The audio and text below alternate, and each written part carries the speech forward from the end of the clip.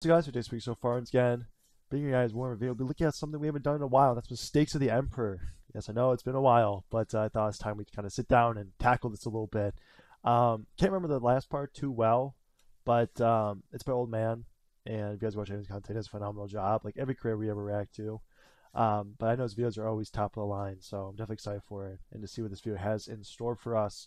Like always, please check out the original video in the description. Show them some love if you guys enjoy my content. If you guys enjoy my reactions, please leave a like and subscribe. Let's get to it.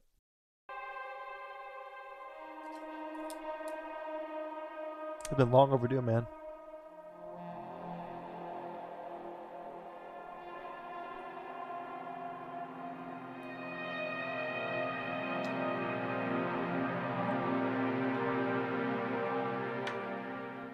Would you sacrifice them? Would you betray even one of them for your own desire? Then why would you believe that I could? You are liars all. You promised forgiveness, then make its acceptance impossible. What? I was, oh God, shut up! Oh my God, you actually are. I don't know if I should watch this because I'm doing DBZ abridged. Hold on, I'm just gonna go do that, okay? Because I don't want any spoilers. None of that. To find himself None of that. turning against his father in the end. Magnus' I at least story got done to recording an many episode of is it. the single greatest tragic tale of all the traitor Primarchs. In this series, it has been my joy to look at the Emperor's decisions and do He's my dumb, best to man. understand intent and reasoning. It has also been my joy to rant and rave.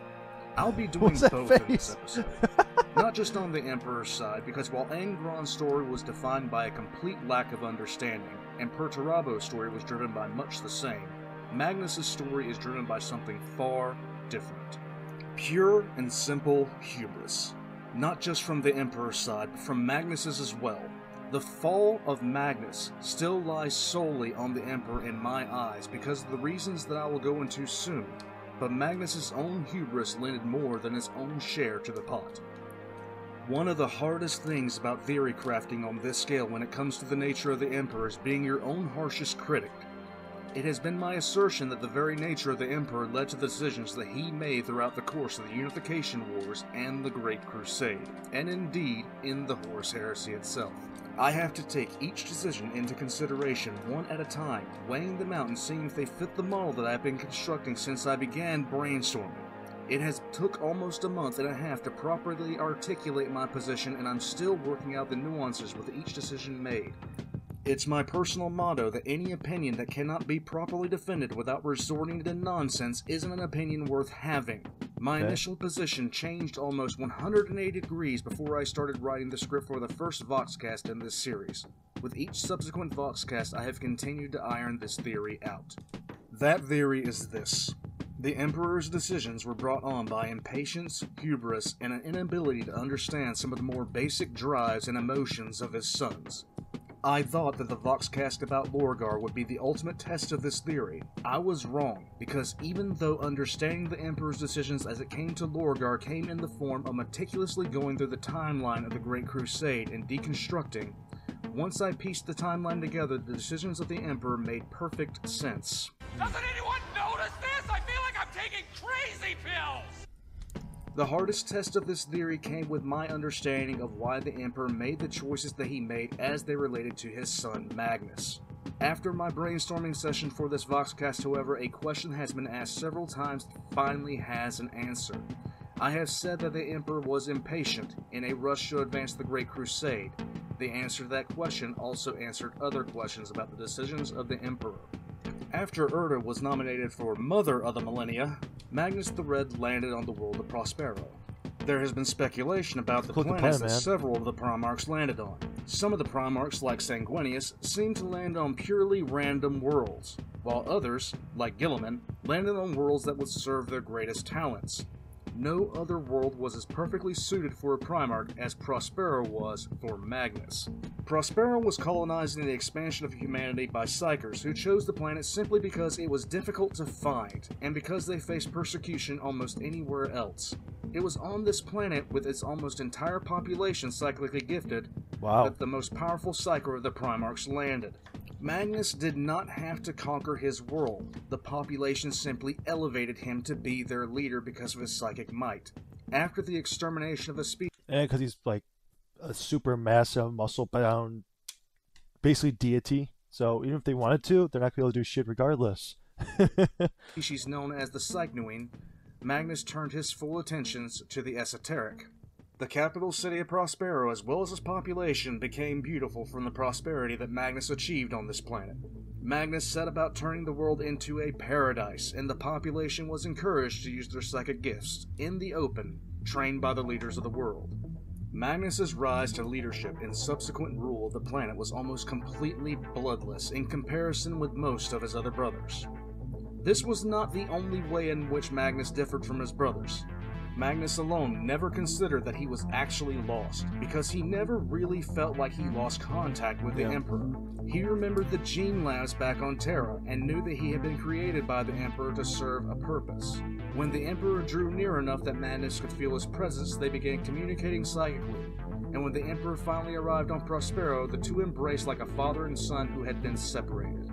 For the Emperor, That's rare to see. Magnus seems to have held a special place, similar to that of Dorn and Horus. While in this series has been my insistence that the Emperor viewed his sons as tools, what is clear is that some of the Primarchs were clearly more visibly valued than others, and Magnus was clearly no exception. The reasons behind this should not be too surprising. Horus was eventually to be the War Master, the Emperor's general. Dorn was to be the guardian of the Imperium. But the role Magnus was to play, in the end, was greater than any other Primarchs. Attention all hands. Translation in 5, 4, 3, 2, 1. Oh, what the hell, second. Please enjoy this musical selection while your party is reached. Putting this on speaker. Oh my gosh, dude. I'm on Valletta pickup. Captain What? Scarlet. That's Captain Verletta to you, Comstar, or Inquisitor, or whatever the hell else you're called these days. Are you drunk? Not nearly enough to be listening to you. Are you shitting me? Buckle up, Buttercup. We're in the warp, going to Hobbitus 7. Why are we in the warp? And why are we going to Hobbitus 7? And why is there a Hobbitus 7 in the first fucking place? Listen up, asshole. This is my fucking ship, so sit down, shut up, and enjoy the ride. I'm in the middle of a Voxcast Captain Verletta, asshole. I'm in a Voxcast talking about the fucking traitor Primarchs, Verletta. Oh, look at you, big man, old man, talk about very important things. I don't fucking care. I want 3 things. 1, you to stop calling the bridge when I do something with my fucking ship. 2, more AMSEC. And Cab. 3, shut the fuck up when I'm talking, you silly bitch with your stupid fucking hat. Damn, that's hat, Did you man. get that? Yes?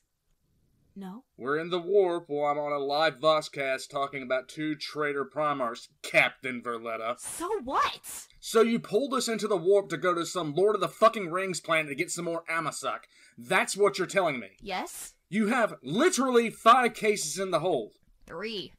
There were 6 there last week! No, there are 3. You've gone through 3 full cases of Amasek in a fucking week? Hence why we need to go to Hobbitus 7. Why there? I'm a sec, asshole!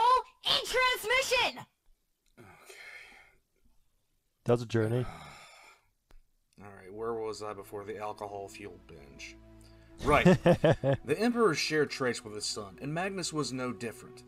In no other Primarch was the evidence of psychic might more in the open.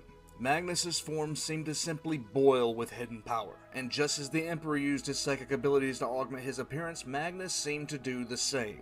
When Damn. the two were reunited, they spent a long time together simply exploring the Immaterium. The Emperor, side by side with Magnus, both teaching and warning his newly found son about the benefits and dangers in the warp. As with every Primarch, Magnus was given his legion, the 15th.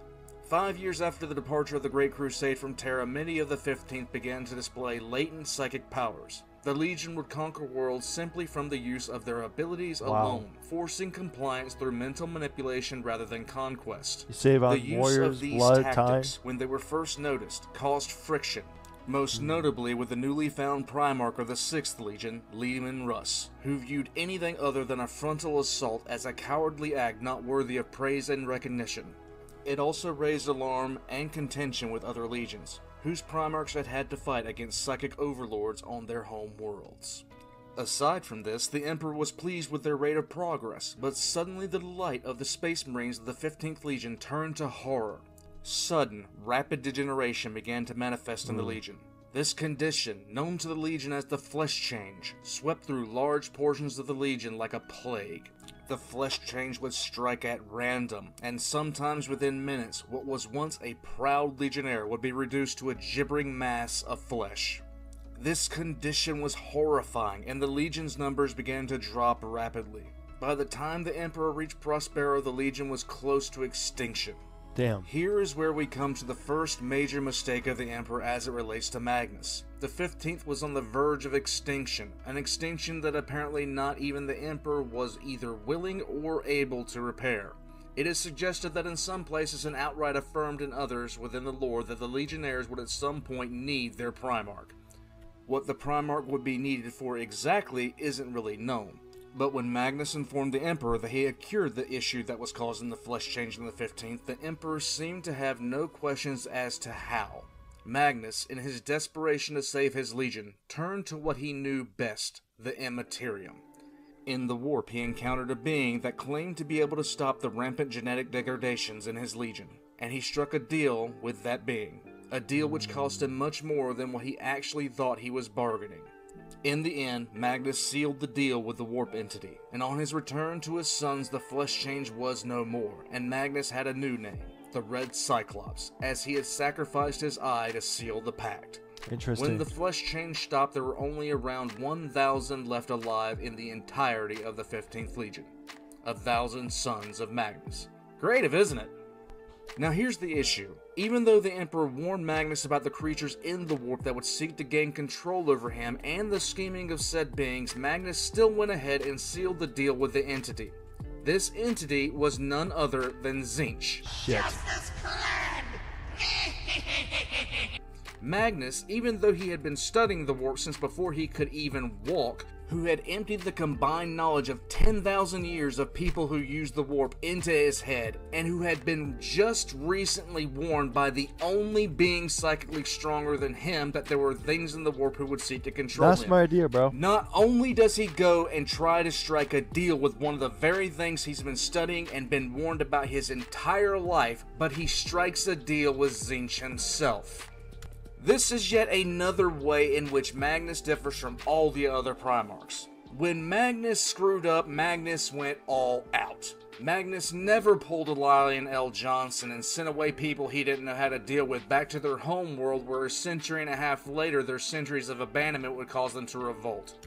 Magnus never pulled the Jagatai Khan, where not paying attention to the inner workings of his legion left him facing a near civil war within his legion when the Horus Heresy happened. No, when Magnus screwed up hard. The main question comes now, and that is why the Emperor just took the curing of the Legion at face value.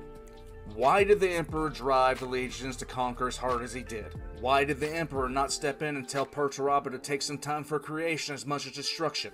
Why did the Emperor allow Lorgar to have a legion even though he was so obviously religious and also corrupted? Why did the Emperor give Angron his legion, have him push the crusade forward even though he knew the butcher's nails would kill him eventually? Why did the Emperor do any of these things and more that made little to no sense? I have said impatience, but I never gave the reason why. To be honest, I was trying to rationalize the reason by self, but it becomes blindingly clear with the next bit of lore we are going to cover. In the first year of M31, Magnus was called to the planet of Nicaea for an event that will be remembered by many names. The Council of Nicaea, the Trial of Magnus, and the Hearing of the Thousands, just to name a few. By the time of the Council, Magnus and the Thousand Sons had been pushing forward the Great Crusade for over a century, having rebuilt from practically nothing to a sizable formation of Space Marines. The Primarchs differed radically in their approach to warfare, but amongst them, Magnus's legion was often criticized for the use of their psychers. In fact, the majority of the legion's battle tactics relied on the use of the legion's psychic might. It's an easy statement to make that the more powerful the individual, the more powerful the ego, and some of the legion's Primarchs simply saw the Thousand Sons as a problem at best and dishonorable cowards at worst. It was relatively common for Primarchs to hold their tactics as the best tactics, the most humane tactics. Shocks. Take Conrad Kurz, for example, who was shunned by almost all of his brothers for the terror tactics he employed. Conrad's method of warfare would often deliver entire civilizations intact at the cost of a few hundred or a few thousand lives, where another brother who openly criticized him would deliver smoking ruins and a few billion corpses. The Council of the Nicaea was nothing more or less than several of the Primarchs judging the Thousand Sons and their Primarch for their chosen method of war and loudly pronouncing their hatred of Psychers. It is here that I must discuss a complete asshole. Of all the many flagrant assholes and pricks in the 40k library of lore, I can honestly say I hold Othair Weirdmake in complete contempt and view his uses by Leman Russ as hypocritical at absolute best. Othair Weirdmake came to the Thousand Sons and made it a point to befriend Ahriman, a friendship that he gave every indication was true and honest. Then, on the council floor of Nicaea, Othair Weirdmake committed probably number 4 in the top 10 anime betrayals, and promptly ass-fucked Ahriman for his trust, betraying him utterly and using the information he gained to paint the Thousand Sons as sorcerers. This absolute piece of bullshit squeals like a stuck pig that everyone in Magnus's legion were sorcerers, even though his own stupid ass had the same abilities drawn from the same source. This fucking tosser didn't see it that way, however. Fucking Weirdmake decided that since he thought his abilities came from the fucking planet of Fenris, that it wasn't the same. This intensely assholic shitbird, even though it was clear he was a psyker, firmly insisted that he wasn't. He was a rune priest, which is apparently a big fucking difference because they don't get their power from the warp. Oh fuck no, see, Weirdmake gets his abilities from... Okay, fuck this. Kesa namila te gro sa re re. I no more re yip yima seslu yut iman eskel. What's going on? Sa desu ni ek renro off oreso da deram on ilibnat naichof ensis na tetabad pots klentra pro yekrof grof sekov akas. What? What the fuck? Where am I? Summon Othair Weirdmake. Who the hell are you? How am I here? How did you summon me, mortal? Summon Othair Weirdmake. I destroyed his soul. I cannot summon him back. The warp does. Listen here, Ahriman, you sanctimonious shit. You turned every non-psyker in your legion into literal dust bunnies. So get the fuck to it before I send a message to Gilliman letting him know you want your brain to, quote, unquote, blow new life and unleash 1,000 suns with her help. Give me a minute. Give me a minute. There was very little suggestion the Emperor had not already made up his mind about the future of psychers being used in the legions. To call the events of the Council of Nicaea a clusterfuck would be an understatement. The Emperor was on his way back to Terra to work on the Webway project, and this would be the last time most of his sons would actually see him before the events of the Horus Heresy. Several Primarchs were in attendance, including Leman Russ, although his presence was kept secret from everyone else. Mortarion was present, as was Sanguinius and Fulgrim. The council itself was mostly a kangaroo court, with the decision already in place before the trial even started. After Weirdmake backstabbed Ahriman, Mortarion gave a speech that was so heavily laden with bullshit one can fully understand what sort of gases Mortarion had pumped into the tubes that he inhales. After a short interlude in the proceedings, Magnus was allowed to speak for himself, but in truth the decision was already made. Despite the final words of a committee of the chief librarians of 12 different legions, the Emperor passed his judgment. All librarians were to be returned to the battle companies, forbidden to use their powers. The use of psychic power was to be forbidden for the Astartes and in effect for Magnus as well. It also introduced a new edict called the Chaplain Edict. This edict introduced the rank of chaplains inspired by the Wordbearers, a rank that was supposed to keep the other legions focused on the vision of the Emperor. The Council of Nicaea had drastic effects, not only for the Thousand Sons and Magnus, but for the wider Imperium as a whole.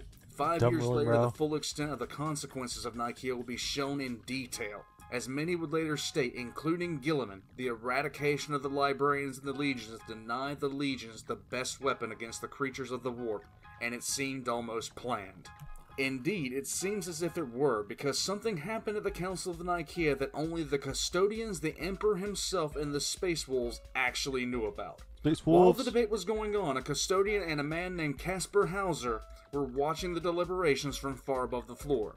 Caspar Hauser was suspected of being a hidden one, a spy who was an unwitting spy, in the service of the Thousand Sons, unknowingly. As they watched, something in the guise of Amon, the Master of the Hidden One from the Thousand Sons, attacked both the Custodian and Hauser himself in what seemed to be an attempt to remove the compromised spy. Aside from some bullshit about the true name clause, which I will not go into, and the fact Amon was essentially sitting in the amphitheater watching alongside Magnus, and aside from the fact that the thing that attacked the Custodian Hauser was actually a demon, a demon manifesting in real space about 100 yards from Magnus, and the fucking Emperor, Sorry, I'm allergic to hideous plot points. This attack was reported almost immediately, and while the Emperor might have gone softer on Magnus and the Thousand Sons, this event pretty much sealed the deal. Commissar! Perturabo? Is the rabid weasel here? No, she's in prayer. Good. I don't care for loud noises. Now then, I have been working day in and day out since we last parted ways. I have been planning and waiting, you see. I have spent an inordinate amount of time analyzing your weaknesses and preparing my strategy. I have accounted for every possible outcome, and I have at least 5 ways of destroying you.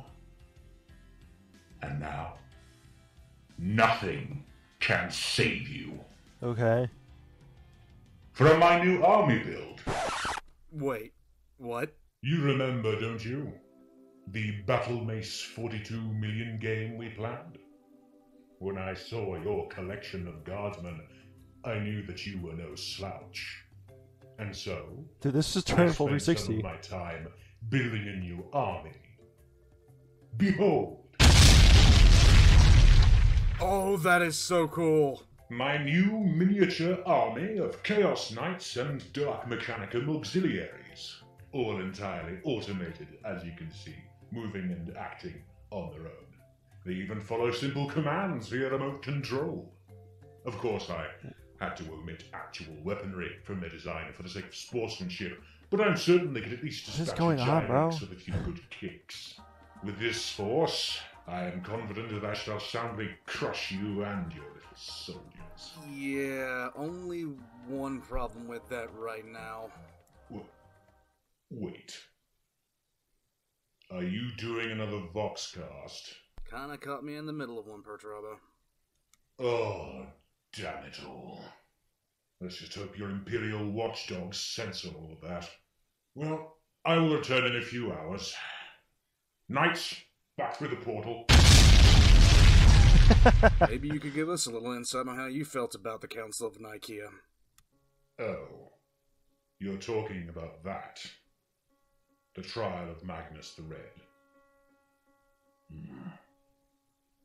Well, as you said, I was told to build the amphitheater in which that farce took place. I was initially rather elated to finally be given something to do other than smash my own skull upon enemy fortifications. That amphitheater was the first thing that my father had ever asked me to build for him. The first and last time I was able to exercise my true talents in his name. When he came to me and gave me the task, I was foolish enough to allow myself to feel a modicum of excitement. However, when it became clear that the entire council was an orchestrated puppet show, host only to illogical and fallacious nonsense, well, I quickly concluded that I shouldn't have bothered building the damn thing. I would have gladly thrown the job at dawn had I known what my work would be used for. I shouldn't have been surprised, really. The one time I was given something gratifying to do, and he just had to turn it sour. I wonder if he still would have come to me had the council not been a foregone conclusion, or if he only enlisted my aid because he knew it was destined to be a mockery of discourse. Probably. On the matter of the trial itself, I took the same position as I always had. Magnus was, and is, the only brother of mine with whom I had a genuine rapport, and I had always cautioned him against the use of the warp and quote-unquote sorcery. It's fair. I mean, the warp is nothing to take lightly, though. I though. wish that he not suffer the same fate as a certain pair of forgotten ones, shall we say. I would have come to the same verdict in the end, had it been my decision. But that it was done so farcically and so illogically is my quibble. Magnus deserved better than that. Deserved a fairer chance than that. Deep. The Council of Nicaea showed another matter entirely. I have stated several times the Emperor was pushing the Great Crusade hard and that he was impatient. In truth, the Emperor saw an event like the Horus Heresy was coming. What he didn't know was who or when. It was clear that there was division growing between the Emperor and some of his sons, even though most of the Imperium would have been flat out offended if it had been suggested. The Emperor had a few of his sons that he was certain of their lasting loyalty. The rest he was not certain of. Horus was one of those sons who the Emperor was utterly convinced would never betray him. Also on that list was Sanguinius, Rogel Dorn, Leman Russ, and Vulcan. Of the others, there were doubts, specifically with Conrad Kirst, Angron, and Jakatai Khan that are peppered throughout the lore. Now the answer becomes clearer. The main purpose in the unrelenting drive of the Crusade was to take as much territory as possible before the events of something similar to the Horus Heresy would inevitably come to pass. It was to get as much use out of the Primarchs and their legions before... Can the Emperor see in the future? I'm curious, can he? Or is that ability he just doesn't have, or he just sense things? I don't know. Inevitably, some would turn against him. When the Emperor left the Crusade after Ulnor, the writing was clearly on the wall for him. The Council of Nicaea was something that he clearly did not want to do. In fact, in a conversation, Malcador the Sigillite revealed that he knew and had known that one or more of his sons would eventually turn from him. What is clear is that the Emperor wanted to complete the Webway project for more than the reasons he stated to Malcador. Oh, remember that just after Ulnor, the Emperor called the Imperial Fist back to Terra to fortify the capital of the Imperium. What's up with you guys? Listen, man, my apologies. Let's continue. The only reason to call upon a legion that's greatest strength is holding fortifications is because you expect fortifications to need holding. Also, should any of the legions have turned traitor after the Emperor had finished the Web project, the Emperor could have easily sent the entirety of the Imperial Fist, Sisters of Silence, the Custodians, and entire Titan legions to the location of the traitor in question in a matter of hours. The Emperor knew that he was going to be betrayed. In fact, it's most likely he knew that it was a possibility before the Primarchs were scattered throughout the galaxy. After they were scattered, that possibility became an absolute certainty as he had no hand in their development. What is fundamentally clear is that part of the reason the Council of Nicaea happened was to appease certain Primarchs, and Malcador the Sigillite makes a point later on that certain other Primarchs might have turned in the Horus Heresy if the ruling had not gone the way it did. I looked for the quote of this for over 3 hours, I still cannot find it. My nerd rage is endless. In truth, the entirety of the Council of Nicaea makes me want to put my head through a wall. Not just on one side of the aisle, but on both. There were monumental errors made. I'll start with the Emperors. It's clear to me that even though the Emperor might have received bad information regarding the Thousand Sons and their Primarch, and even though he didn't want to be enacting the Edict of Nicaea, the Emperor did not like the way that Magnus and his legions used the warp. At this point in the Crusade, we are past the position where the Emperor would have pushed them directly into conquest after Nicaea.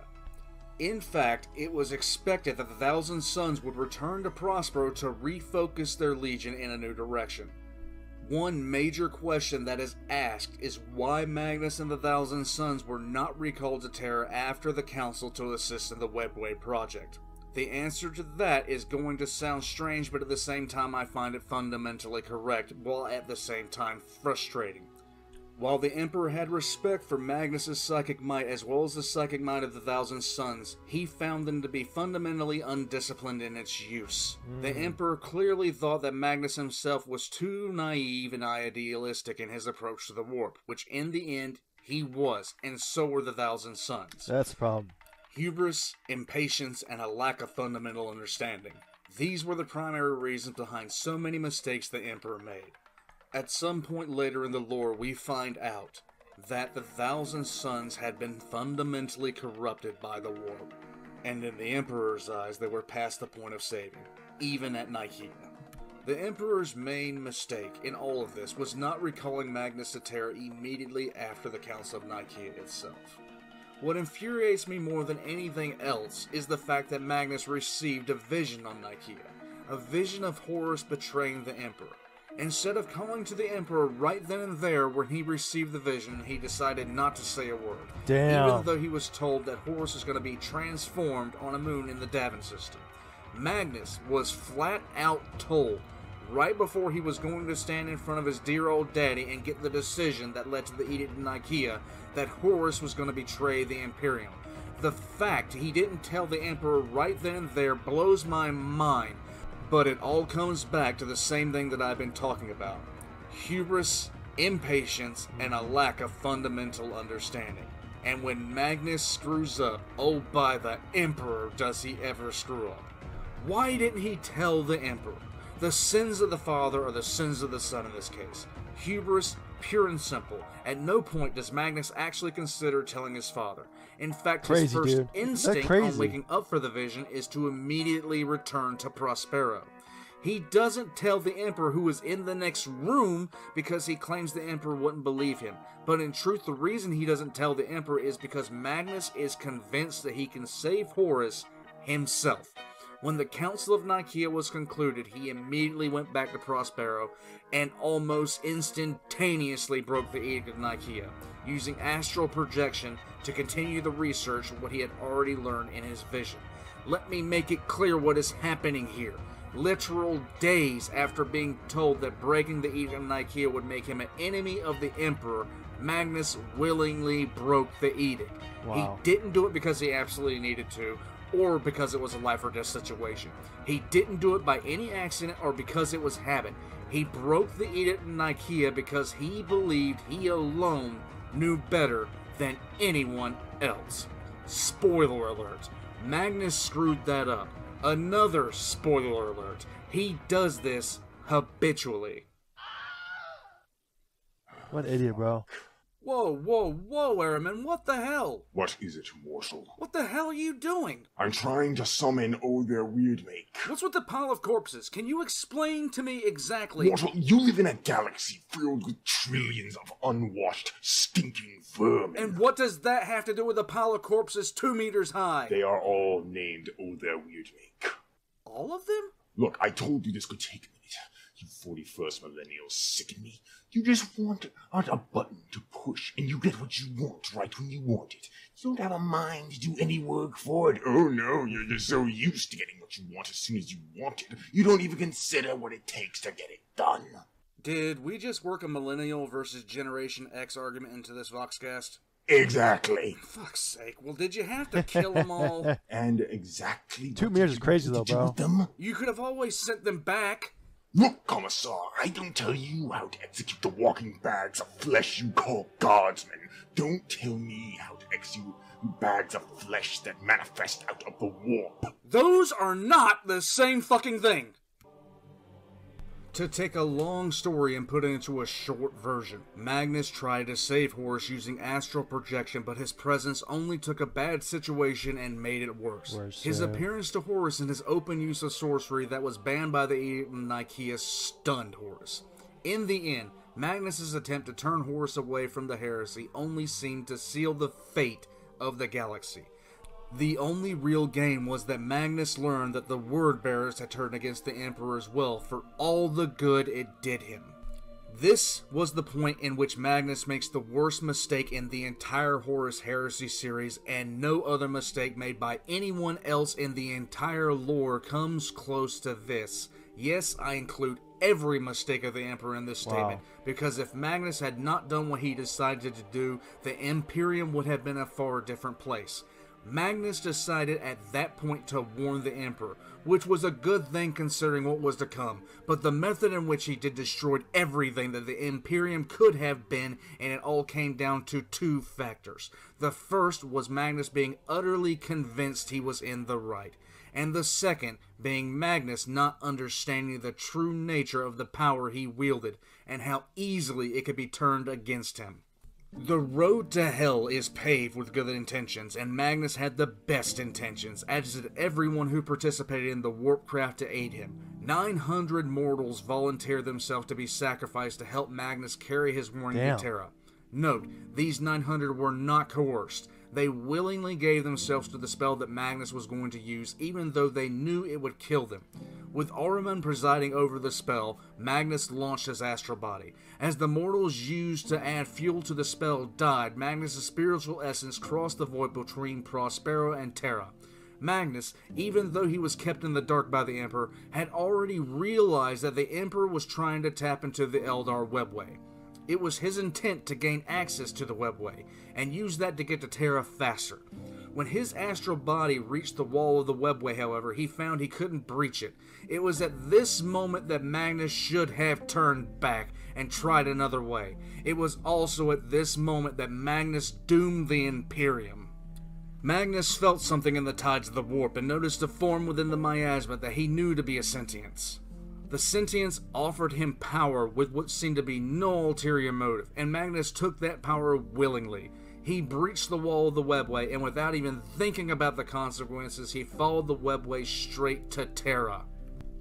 Often, when explaining what happened when Magnus came to Terra, it's difficult to fully articulate. The biggest question is, why did Magnus coming through the webway cause so much damage? In the lore, it frequently says that irreplaceable circuits were destroyed, and that wards crafted with painstaking care were obliterated, and that's really all we got for the longest time. And it was the full extent of the explanation we received, but the reality is so much more destructive, so I will elaborate. When Magnus came to Terra, the damage that it was caused was comparable to a direct hit from a high-yield nuclear warhead. Holy shit. The first signs of the approach of the Crimson King were felt as headaches and agitations in the City of Sight, a district within the Imperial Palace where most of the psionic might of Terra was concentrated. It was felt in the Whispering Tower, which held the Choir Primus, the astropathic hub of communication on Terra. When Magnus' astral body breached the wards of the Imperial dungeons, the results were absolutely catastrophic. The psychic wards that had protected the outside world from the emanations of the webway were quickly burned out. The damage had been done to the webway project, and the Imperium's fate had been sealed, but the full effects of Magnus' folly were not done. The intense power of the psychic force began to systematically tear away at the most powerful wards the Emperor had ever constructed. And it took 2 years before those wards finally failed. The Emperor could not reinforce the wards because Magnus had imprisoned him on the Golden Throne through his ignorance. When those wards failed, the results outside were nothing short of cataclysmic.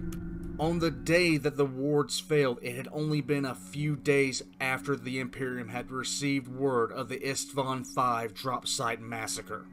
The final wards failed, and the full brunt of the psychic backlash was let loose on Terra. The sheer force that Magnus unleashed, as well as the wall of force from the warp itself, blasted through the Imperial Palace and beyond. It caused an earthquake powerful enough to knock statues off plinths, and the shockwaves shook the mountains. Entire segments of the population of Terra devolved into rioting and brutality across the planet. Shit. Millions committed suicide. Millions more were mentally rewired, causing entire families to simply forget who they were. Fathers forgot sons, mothers forgot daughters. Entire segments of the population became mentally wiped clean. Small villages simply vanished, never to be seen again. In other cases, populations vanished, leaving behind empty buildings. Creatures from the warp born out of nightmares of the population as well as ancient myths stalked across the face of Terra. Even the sleeping weren't spared from the error of Magnus, suffering nightmares so vivid some simply died in their sleep. Holy Magnus's crap. arrival had plunged the entirety of Terra into pure chaos. But of all the places in Terra hardest hit by the arrival of Magnus, none were as hard hit as the Whispering Tower, the astropathic hub of the Imperium where most psychers were housed and trained. Pure, unfocused psychic power quickly overloaded the failsafes built into the Whispering Tower and erupted like a tidal wave within the city of Sight. Many of the inhabitants simply fell apart mentally. Some fell victim to flesh change or reduced to chaos spawns. The most severe damage, however, came in the form of what happened to the Choir Primus. Inside the Mind Hall of the Choir Primus was 2,000 of the most powerful second-tier psychers in the entire Imperium, who were completely mentally open to the warp so they could receive messages from the wider Imperium. No one in this chamber survived, and all of them would have preferred a death delivered at the hands of the Dark Eldar or the Night Lords. Jeez. Their minds burned away inside their skulls, and they were powerless to stop it. What's worse is that every single one of them felt the other's pain in a cascade of agony. In Holy a single shit, dude. instant, caused by Magnus's arrogance, the Imperium had been sundered completely. Terra itself almost plunged into a warp rift, the likes of which had not been seen since the one that destroyed the Eldar Empire, which Holy later shit. became known as the Eye of Terror. The communications hub of the Imperium had Dude. suffered massive Holy casualties, with a shit. full third of the essential psychers used to send and receive messages from the wider Imperium killed in the Choir Primus Mind Hall alone, not even including those who died outside of it. Cities everything were wrong. burning Shit, and he the right. He Imperial dumb as Palace shit. was damaged. Worst of all was the cost to the Emperor himself, who was the only reason Terra did not disappear into a warp rift forever upon Magnus first arriving on Terra. Using his psychic might, the Emperor sealed the gaping wound in the warp gate, holding it closed against the tide of the warp. This was not something he could simply walk away from. This meant that even as the ward surrounding the Imperial Palace eroded and finally gave way, the Emperor could not spare the time to even reinforce them or ensure they would hold. This would also be far outside the ability of Malcador the Sigillite. In effect, Magnus had taken the Emperor completely out of the war, making him a prisoner on the Golden Throne almost 2 years prior to the events of Istvan V. And just What a when dumbass communication was needed most, just days after Terra was rocked with the news that 3 legions had been wiped out, that Ferrus Manus was dead, 2 more were missing, and 4 more legions had turned traitor, the heart of the Imperium had been crippled while the entire world fell into disorder. It is because of Magnus that even in the present day of the Imperium, the Emperor cannot leave the Golden Throne. Even the 3rd strongest psyker in the galaxy, Malcador the Sigillite, was physically and spiritually destroyed after only a few hours on the psychic amplifying throne. It is because of Magnus that 1,000 psychers are required to be sacrificed every single day to simply bolster the Emperor's mental abilities just enough to get through to the next day. It was only after destroying the Webway project, when the Emperor and Magnus touched minds, that Magnus realized how important he was eventually going to be to the Imperium, that he was going to be the one who controlled the Golden Throne. Magnus's role in the greater Imperium was to be the Emperor's instrument in the victory of humanity. The question can be asked as to why the Emperor didn't warn Terra about what was to eventually become a cataclysm on the planet. Perhaps he thought the words would hold, but even if he didn't, he did not know when they would finally give way. In the end, however, there was little that he could do, even if he did know the times the war would fail, if at all. Does this qualify as a mistake? No, I don't think so. What's going on, the man? hit was coming, and the So much only crazy thing stuff that going warning on. the public at large would do would have been to leave them in a sense of panic. If it was coming, there was simply nothing that could be done. And simply moving the apparatus of even the Choir Primus and the translation staff that they relied on would have proved even more time-consuming and devastatingly costly as the backlash itself. Magnus's astral body fled back to Prospero, but even as fast as his spirit went back to his body, he saw the tide of warp predators flooding into the holes that he had made in the webway, ready to invade Terra. He didn't even know if his father could hold back the tide. When he arrived on Prospero, he went into isolation, already knowing what was going to happen if his father had survived. He wasn't the only one that knew. It was at this point that Zinch approached him without subtlety, informing Magnus that he was the one who had prevented the flesh change, and that the price of that had been Magnus's soul, a debt that the Changer of Ways now wanted paid. Magnus refused. He knew what was coming, but he refused regardless. Magnus was genuinely heartbroken because of the damage he had done, finally recognizing his flaws. He clouded the perceptions of his legions, cutting some off from their abilities to see the future and outright cut off communications with the greater Imperium. He even killed one of his sons to keep the fact that the wolves were coming to Prospero a secret, and he did it so well the Thousand Sons didn't even know an attack was coming until they were literally being subjected to orbital bombardment. Jeez. When the ground assault came, the Thousand Sons had barely formed into a scratch defense alongside the planetary forces of the Prospero called the Spire Guard. The Space Wolves did not even face a naval threat, as Magnus had dispatched the entirety of his naval forces to other systems. The total numbers of the defenders amongst the Thousand Sons can be estimated to be around 10 to 13,000, supported by 85,000 planetary defense troops and about 8,000 tech adepts from a nearby Forge World, and 12 Titans of the Legio Xenobax. Pretty big force. Rumors that there were over 60,000 of the Thousand Sons are highly inaccurate. The Wolves came in at over 73,000. I retract what I said. That is a lot. Holy shit. 1,000 Space Marines, with 5,000 Sons of Horus supporting them, although what they were actually doing there was capturing Psychers. Alongside the Space Marines came 982 Custodians led by Constantine Valdor himself, and 3,000 Sisters of Silence led by Janetta Kroll. The Mechanicum sent forces alongside the Imperial armies, totaling some 43,600 infantry, 1,000 Sectari, 5 Warlord Psi-Titans of the Ordo Sinister, and 12 Titans of the Legio Mortis. In short, the Thousand Sons were subjected to a surprise attack by a numerically superior force designed from the outset to combat their strengths. The result of this battle was a foregone conclusion given those facts. And it sucked. Fuck! Put a bell on, you asshole! Mortal, it is not my fault you have the situational awareness of a wet towel. I have weird make. Oh well, let's go. Wait, why are you going that way? I had to move rooms. By the way, I enjoyed listening to the last few Voxcasts you've done. How did you even know how to? The interwarp. It wasn't hard to figure out what to look for. Your damned symbol is on the screen right now. What the hell are you talking about? Interdimensional fourth wall breaking, backflipping warp fuckery. Figures. Why did you move rooms? There are trillions upon trillions of swirling maggots in this Imperium. You'd be surprised how many cruel parents made a combo like oh their weird make. Exactly how many did you kill? Oh, by the gods, does it actually matter? You vermin die constantly. Jeez. Call me vermin one more time and I'll summon someone else. I assume you know of whom I speak. Weasel. Yes, her. Understood. Carrying on. Why is he screaming? Well, when your soul is devoured, you are stuck there until someone wakes you up to reality. If you're reincarnated, then you'll be living that moment over and over again. And the point of having him relive that is? Amusement.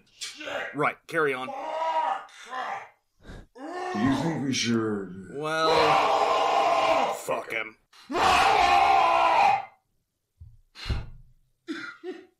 Not to sound rude, but I have other places to be. Right. Ah! I will cut your thread with the murder make! Maleficarum! Maleficarum! Oh, shut the hell up, you bootleg Yoda. Bootleg Well, Yoda. he's stupid. Slap him again. I don't think he's fully come around. What? Ow! What was that for? Felt like it. Ahriman? Hello, old friend. Where are we? We were fighting on Prospero. Correction, I was fighting. You were losing. And... fall further. Well, since no one knows what you're on about, What the let me fuck? elaborate. The Space Oh my Wolves gosh. landed on Prospero with their entire landing force intact, then waged a war of genocide against the planet's defenders. Lehman Russ himself led the attack, and even though the Thousand Suns and their support elements were taken off guard, they still managed to mount a basic defense. It was a surprise attack. A genocide? No. They knew we were coming. The Wolf King tried to communicate, but we had no answer. Magnus kept us in the dark. Continue, Commissar. The fighting was close and brutal, with the Thousand Suns trying not to use their powers against the wolves for fear of succumbing to the flesh change, which once again was beginning to run rampant throughout the ranks.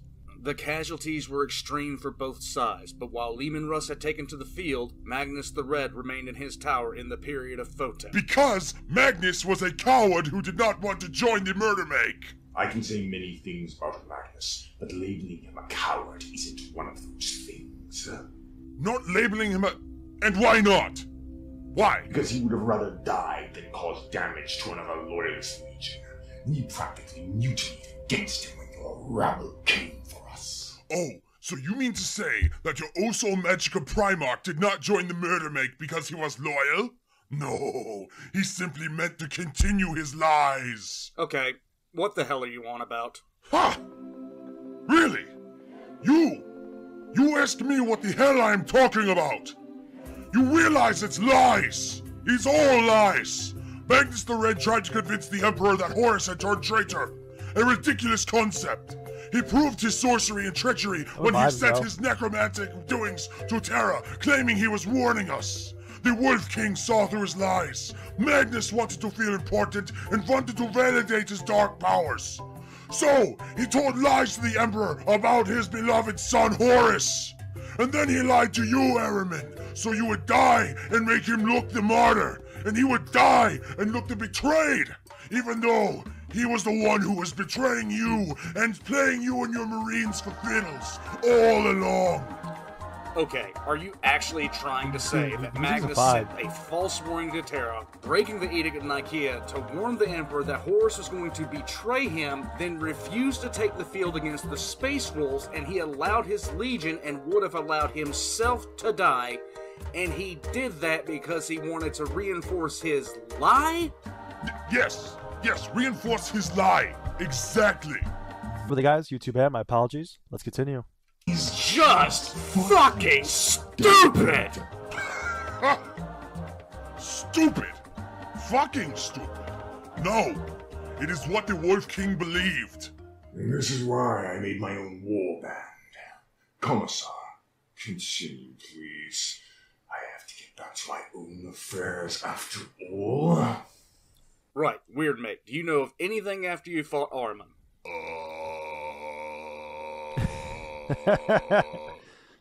No. Okay then, as the battle raged on, the Thousand Suns eventually turned to their psychic might, having viewed it as a last resort and now knowing they were in a fight for their very existence. The Thousand Suns were fighting not only the Space Wolves and their supporting groups, they were also fighting against the flesh change that was suddenly tearing through their ranks. The Space Wolves, for their part, unleashed everything they had against the Thousand Suns, including the Wolfen, Space Marines so mutated by their gene seed that they were little more than howling animals. It was at this moment that Magnus finally entered the fray right at the steps of the Pyramid of Photep. He fought the Wolf King Lehman Russ alone, all the while fending off attacks and advances from the rest of the Space Wolves against the Thousand Suns. Magnus's goal was to protect the remainder of his sons for a final right. With all things being considered, Lehman was outmatched by Magnus. Without the outside distractions and interferences, Magnus would have, in my opinion, taken Lehman apart. Lehman Russ lost a heart, but in the end, a blind swing from Lehman struck Magnus in his remaining eye. Lehman took advantage of the momentary shock to the Primarch of the Thousand Suns, lifting Magnus over his head and breaking the Crimson King's back over his knee. Damn. As Russ raised his sword to behead Magnus, something happened, and both Magnus and his legion vanished, only to reappear on the planet of the Sorcerers, deep within the Eye of Terror. Delightful place. Some so spectacular. I sense sarcasm. Correct. I said sorcery and lies! Which brings me along to the conclusion of this. What was the Emperor's mistake, the greatest one in dealing with Magnus? While not as ridiculous as the theory that Lehman Russ had, the Emperor actually did not make an error in sending the wolves to Prospero. Ahriman, Yes? Keep Weird Meg's mouth shut during this. With pleasure. When the Emperor sent the wolves of Fenris to Prospero, it was not to lay siege to the planet and kill Magnus the Red. Far from it. Even though the Emperor was not exactly pleased with the You could hear them fighting in the background. results of Magnus's astral trip to Terra, he did not want Magnus killed. Far from it. He might not have cared about the Thousand Sons, but he wanted Magnus brought to him. It was only through the manipulations of fucking Horus that the 6th Legion came to Prospero to level it. The Emperor truly did nothing wrong in this regard. Horus convinced Russ that his orders had been changed, but even then, Leman Russ did not want to kill Magnus. The biggest problem between all three parties in this, Russ, Magnus, and the Emperor, was hubris in their own judgments. Russ was fully convinced that Magnus had a spy in his ranks and fully convinced that he had found that spy when the spy was nothing more than a pawn of chaos all along. He was convinced that Magnus was treacherous because of his own biases. And because of those biases, Leman Russ and his wolves tried to exterminate a loyalist legion. Magnus was under the complete conviction that he knew better than everyone else until absolute disaster proved to him that he did not. Man. His desire to prove not only himself but the cause for the esoteric led him into terrible decision after terrible decision.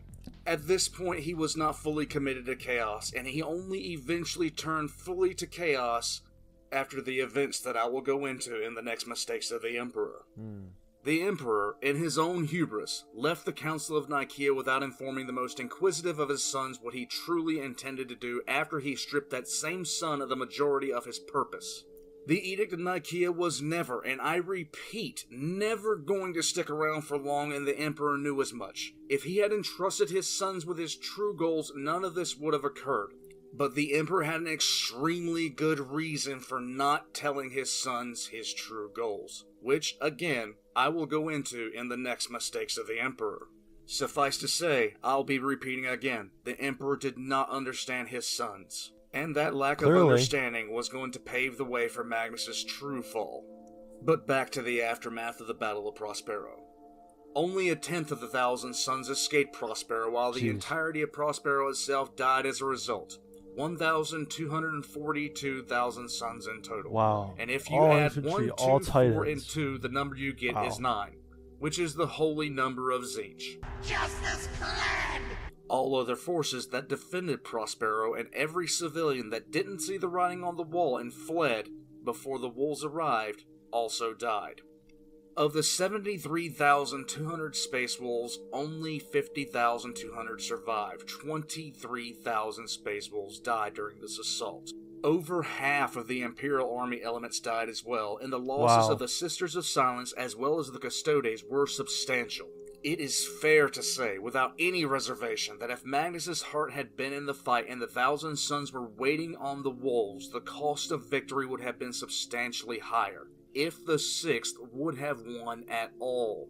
Outnumbered 7-1 in terms of Astartes alone and attacked with no warning, the Thousand Sons managed to kill a full third of the wolves. That's crazy. Yes, he did. He did kill a third of us with the use of sorcery. Now come on, the last thing I showed you before I threw your souls to the void was the truth about where your powers come from. Well, they come from the ice storms of Fenris. Why are you cricketing me? I am right. We rune priests harness the fierce storms of Fenris to do our weird. Weird equals sorcery. No. It is not sorcery. Nay, it is not. It is weird. Okay, let me put this in a language you can understand. Listen here, you wolfing bastard. I'm wolf of your wolf. Wolf makes you wolf bull wolf. You have the same wolfing wolf that has wolfed in the same wolfing way, but somehow it's weird and not wolf, because Wolf said wolf and you wolfing bought that? What? Oh, fuck.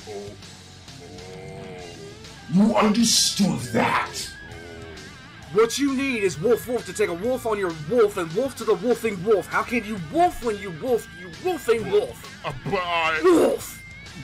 Okay, I'm done. I'll be over here. What did you just howl and say about me, you little milksop? I'll have you know I was thrown to the top of my tribe and hello. I've been involved in numerous executions of traitor crimes. So lovely to meet you. Has the Emperor blessed your day? Yes. The Emperor is abundantly blessings. Oh, the gods get me.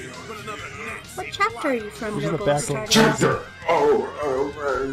The Blood Ravens, yes! I am from the Blood Ravens. Knowledge is power, guard it well. Blood Ravens. How delightful. Commissar! Yes, Sister Evelyn. I'm going to go lock up the reliquary. Very well, Sister Evelyn. So what's the final verdict? The Emperor and Magnus were very much alike in the fact that they both were utterly convinced that their way of thinking was the right way. The only way. Magnus, in his effort to prove not only himself but the validity of psychic power, destroyed anything the Imperium could have been. The Emperor did much the same to himself, but for different reasons. Firstly, by not telling Magnus himself about the Webway project and bringing him instantly to Terra, but also refusing to believe that Horus could have actually turned on him. The reason for both of these things is, as I have stated before, hubris. The Emperor actually had a reason not to inform all of his sons what he was doing on Terra, but I still believe he should have brought Magnus to Terra and showed him himself. It's often questioned why he wouldn't have told Magnus of all people, but at the same time, if you're the Emperor, and you believe wholeheartedly you have literally everything figured out and know exactly what you're going to accomplish, then why would you bring along anyone who would at best question your methods and at worst hinder them? Magnus was an idealist, and to readers it's one of his more endearing traits, but that is not a trait the Emperor would have appreciated in his ear working every day on the very project that had been the end goal of the Emperor's entire plan. It didn't matter that Magnus was involved at the very end of it. This wasn't even the first time that the Emperor had kept secrets from his sons, but it was the most drastic and overt. There are several instances peppered throughout the Horus Heresy series where the Emperor had his sons mind wiped to keep critical information a close secret, including Horus. So if this was his final victory condition, it not only makes sense he wouldn't speak openly of it, it also makes sense he wouldn't open the door for help. In this instance, I am not saying the Emperor made the perfect call. I actually believe he made a mistake not bringing Magnus to Terra immediately after the Council of Nicaea. I'm only saying it's well within the scope of the character of the Emperor himself to have done this. Not only that, but as I have stated, the Emperor knew very well sooner or later one or more of his sons would eventually betray him. The Imperial Webway project was going to be the instrument that made something like that entirely impossible, or at the very least a lot more difficult. The reasons the Emperor didn't tell his sons about the Webway project are a far different matter altogether, which again is going to be covered on the next Voxcast of Mistakes of the Emperor. At the end of the day, the fact the Emperor couldn't bring himself to believe that Horus had turned on him is no surprise. Of all the Primarchs, the Emperor had showered Horus with the most praise and had spent more time with him and had lifted him up the highest. While most of his sons the Emperor treated as tools, Horus was perhaps the only one that ever approached gaining something of genuine affection from the Master of Mankind. Not even Magnus approached this, even though the Emperor treated Magnus differently, again, from the rest of his sons. So what was the greatest mistake of the Emperor as it related to Magnus? Like father, like son. They both thought they knew better than anyone else, and they both did not trust each other. And they both only realized the gravity of that mistake when they met each other's eyes, in the depths of the Imperial dungeon, at the death of the Imperium. Damn. Can I leave now? Oh, for fuck's sake, yes!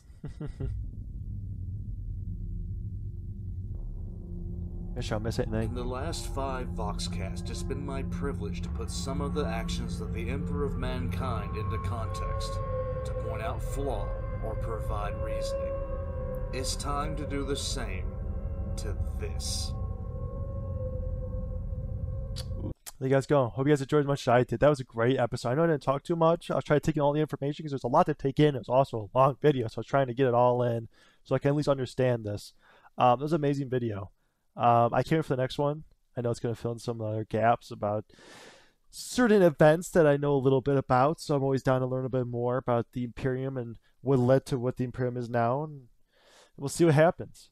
But I hope you guys enjoyed the video. Again, Ridge review will be in the description. Make sure to show them some love. If you guys enjoy my content, here's some reactions. Please don't like and subscribe. I'll see you guys next one. Take it easy.